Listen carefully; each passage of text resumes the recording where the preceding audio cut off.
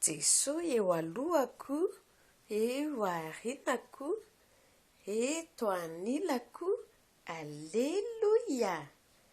Jesosy eo alohako, eo aorianako, eo anilako, alléluia.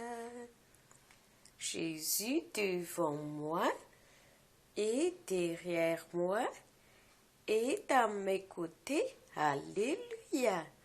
Jésus devant moi et derrière moi et à mes côtés, alléluia. Jesus is for me, He is my Lord. Jesus is for me, alléluia. Jesus is for me, He is my Lord.